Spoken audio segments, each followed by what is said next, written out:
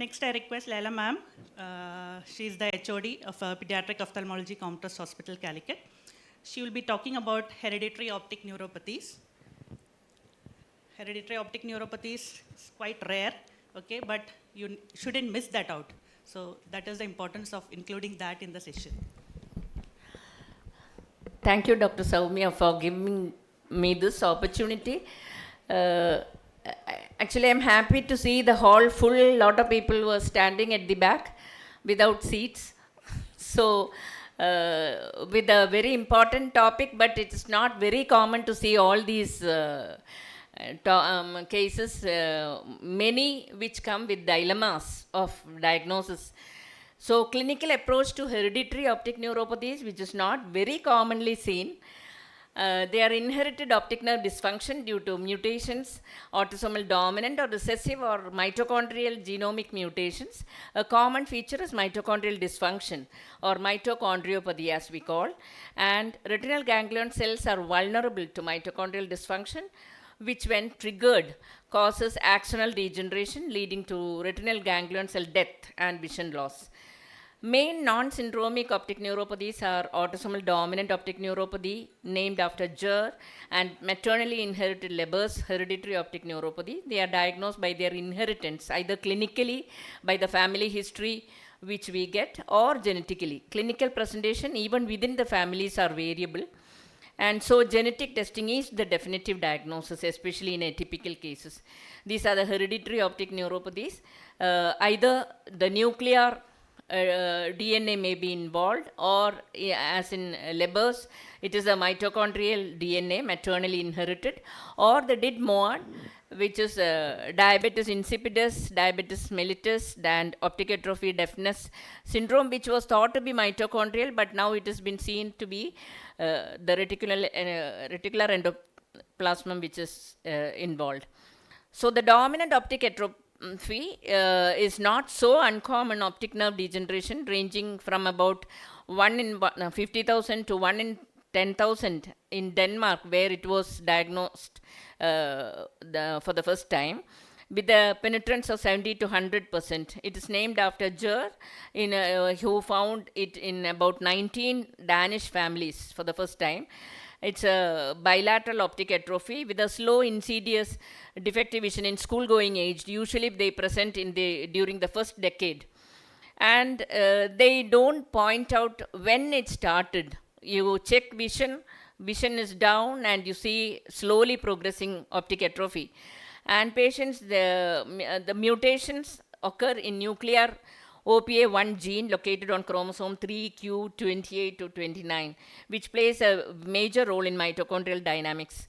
OPA1 encodes for mitochondrial membrane biogenesis and stabilization of membrane integrity, and abnormal mitochondrial metabolism and impaired oxidative phosphorylation leads to this retinal ganglion cell death and optic atrophy. So, a lot of functional, structural, and electrophysiologic tests can be seen. Color vision defects show a generalized dyschromatopsia, more in the blue-yellow spectrum, unlike most of the optic nerve diseases. Central, centrocecal, or paracentral defects, as we have already seen, like as in optic neuritis. And OCT shows temporal RNFL thinning with predominant loss of RGC in temporal quadrant, and OCT angiogram in the recent years have shown reduced blood flow in the temporal region of optic disc, and BEP shows reduced amplitudes and prolonged latencies, as we see in optic nerve disease, and pattern ERG shows reduced N95 components.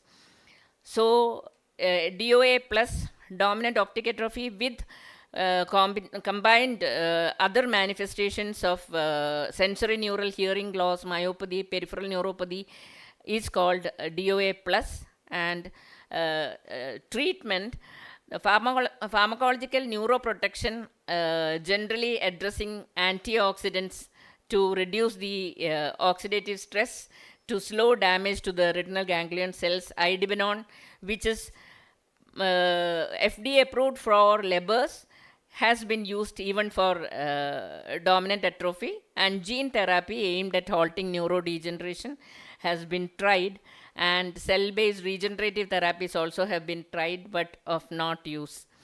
So coming to Leber's hereditary optic atrophy, though first described by Leber in 1871, the mitochondrial inheritance was shown only in 1980s. Its first inherited disease identified to be due to a point mutation in maternal DNA, mitochondrial DNA, and is the commonest mitochondrial maternally inherited disease. And the prevalence is 1 in 100,000 persons with a male predominance of 90%. And it is due to the maternally inherited mitochondrial DNA point mutations. And this is the commonest inheritance point mutations seen at 1177.8 A, G to A. That is the commonest mutation seen in about 70%, and the other mutations, which is the commonest, reported globally. But there are about 50 point mutations seen. Only 50% of the males and 10% of females are they develop the optic neuropathy. That means there is an incomplete penetrance. Not all the patients develop the disease. It starts during the second or third decade and with an acute or subacute painless vision loss, followed weeks later by the other eye also getting involved, and rarely the other extraocular manifestations, which is called LHON plus, can be there. And like in optic neuritis, Uthoff's phenomenon may be there, and so optic neuritis is diagnosed. And it is characterized by three major phases: the asymptomatic acute phase with the some fundus picture showing circumpapillary vessel tortuosity and telangiectatic capillary microangiopathy, and OCT may show an edema of the disc due to the axoplasmic flow stasis and edema, and the papillomacular bundle area may show some thickening. And in acute phase, that is when there is sudden loss of vision and the fundus shows the classic triad of circumpapillary telangiectatic microangiopathy, swelling around the disc, and thickening of the RNFL. And with the lack of leakage in FFA, 50% may look normal also, and OCT shows RNFL thickening around the disc except temporally. And MRI may show an optic nerve enlargement but may be normal, and so we may make a diagnosis of optic neuritis. Often the same picture as an optic neuritis, color vision may be affected, central or centrocecal scotomas, and pupil may not show a big RAPD. And after 3 months, temporal pallor may be seen. After 6 months, it may be a total pallor optic atrophy. And optic MRI shows a volume loss of the optic nerve also. And vision loss is profound and permanent. And there are some triggering triggers like smoking, heavy alcohol consumption, and exposure to toxic drugs. So we have a 16-year-old boy who presented with sudden loss of vision in right eye. His vision was 660/66. Fundus showed mild hyperemia and showed the typical field changes of optic neuritis. VEP showed latency. MRI was normal. And he was given, diagnosing as an optic neuritis, he was given methylprednisolone followed by oral steroids, as already pointed out by Dr. Ramya, the regular optic neuritis regimen. And after 2 weeks, his vision, even while he was on steroids, deteriorated in the other eye. And both eyes had about few meters, 360, 260. And on detailed questioning, a family history of vision loss in childhood in his maternal family members was there. So this boy was about 17 years. He appeared for exams with the help of a scribe for the next 2 years, but his vision started improving after a year to 6.9, 6.6 finally after 2 years, and his vision field also got improved. Later, we did a molecular analysis which showed mutations in ND1, ND4, ND6 with totally different mutations, point mutations seen in totally different points, genes. So, so we have to know more about this disease. It is often mistaken for optic neuritis, and they may be diagnosed as toxic optic neuropathy, nutritional optic neuropathy. Treatment, as we have already seen, the rescue of hereditary optic disease of outpatient study RODOS showed that idibenone is a safe drug, and it is FDA approved to be started within 6 months of onset of the visual loss. And it is an electron carrier transferring electrons directly from mitochondrial complex 3 to the diseased complex 1. reactivating the RGCs. And a lot of studies are there for gene therapy.